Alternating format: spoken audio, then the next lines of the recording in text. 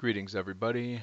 In this video I'm going to show how to create a custom watermark in Lightroom. So to begin, I want to point out that normally we come across the watermark option in the export dialog box. So it's near the bottom. Here's the watermark option. You could choose to edit watermarks, and in here, if we were to choose a graphic, you have two options of saving your file as a PNG file or a JPEG file. Most people are accustomed to immediately saving their files as JPEG, but for this, we want to save a PNG file to retain transparency, and you'll see what I mean in a little bit. So I'm going to cancel out of these, and I'm going to jump on over to Photoshop.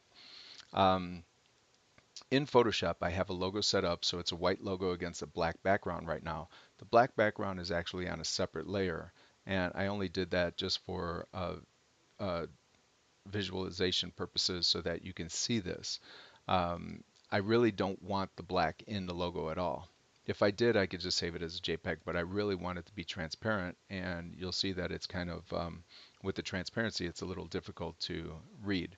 So instead of using a save as option, which most people would use, we're going to use the save for web option right now because I want to point out the difference between the two of them. Currently, I have two previews here. I'm in the two up. Normally, the top preview is the original image, and the bottom is whatever I want to export this or save this as. For this demonstration, what I'm going to do is I'm going to leave the top set to PNG, and I'm going to set the bottom to JPEG. This is what the JPEG file would save as. It would be a big white rectangle, which of course we don't want. So we want to choose the PNG file, and we only need PNG 8 for this. PNG 24 is a little too much because it's just a simple white color. So I don't need more than the 256 colors that are listed here.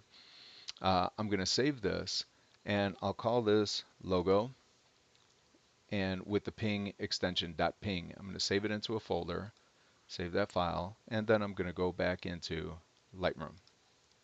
Once in Lightroom, I pointed out that you can add the logo in the export dialog box, but you can also go into the Lightroom menu and then select Edit Watermarks. This is on the Mac side. On the PC side, you'd find this under the Edit menu. So Edit Watermarks, go into the Watermark Editor, and again, we have the two options at the top for graphic. So it defaults to text. I'm going to select graphic, and it opens up a folder. In this case, I could select the choose, and in this case, it's going to the folder where I saved the PNG file. I had set that up earlier, so it's not going to go directly to your location. So I'm going to select the logo file, click on choose, and now the logo drops in. Working our way down, of course, we can change the settings for it, including size and opacity, how we want this to show on our images. Once we're done with this, we can click on the Save button, and that will now prompt us to save this however we like.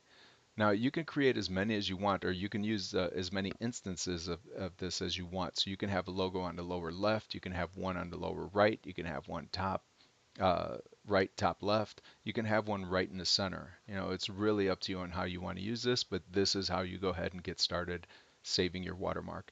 Now, once I create this, and I will call this Arroyo logo, and I'll call that left. I don't put mine up at the top, so I know that it's going to be on the lower left. And then I'll go ahead and hit create. That will now add that to my list. So when I go into my export dialog box and I go down to watermark, from my pull out menu or fly out menu here, I can select my Arroyo logo left, the one that I just created. You'll see that I have a number of different ones in here for different purposes. And you can go ahead, as I pointed out, you can go ahead and create as many as you want for your own purposes as well. So there you go. Good luck, and I'll see you in another video.